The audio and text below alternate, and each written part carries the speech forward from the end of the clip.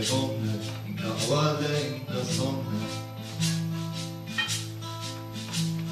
Stand bei der Tür jetzt gern daheim.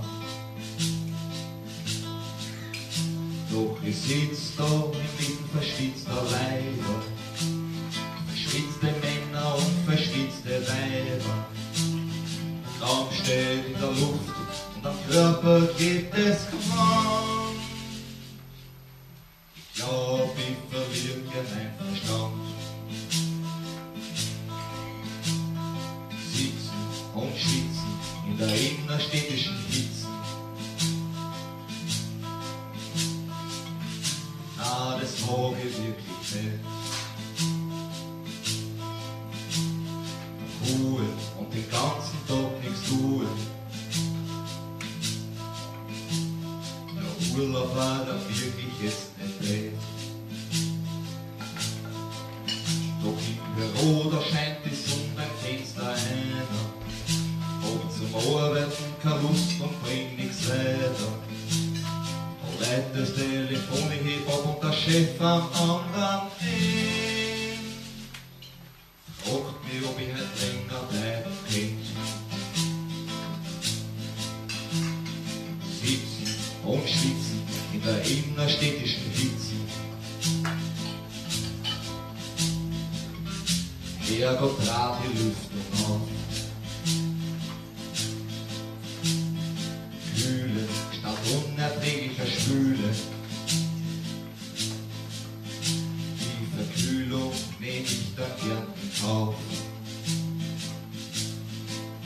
Jo, ich sitz im Autobus und der macht einen Schlenker. Die Mädels und ich verfluch am liebsten Lenker. Denn der Mann neben mir stolpert über mein Fuß und bei dieser Geschichte verliert er seinen Schweiß in mein Gesicht. Pfui! Sitzen und schwitzen in der innerstädtischen Hitze. Na, so kann's nicht weitergehen. Lösen oder nur das Kirche lesen. Der Urlaub, das war dann jetzt so schön.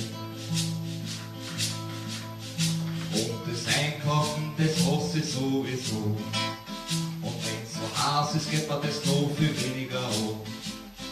Besonders wenn beim Einsteigen in das Einkaufssackerl reißt.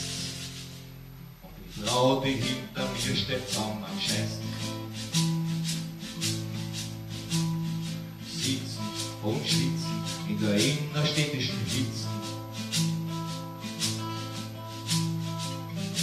Oh, das geht mir so am Geist. Schwimmer oder Berggipfel immer. Die war wirklich gern verreist. Doch stattdessen stelle ich mein Auto im Stau und finde, dass man eigentlich nicht mehr langsamer fahren kann. Doch das alles war auch nicht so schlimm, wenn Klimaanlage funktionieren wird, weil jetzt die Gurken weg. Sitzen und schwitzen in der innerstädtischen Hitze. Das ist nicht von großem Traum.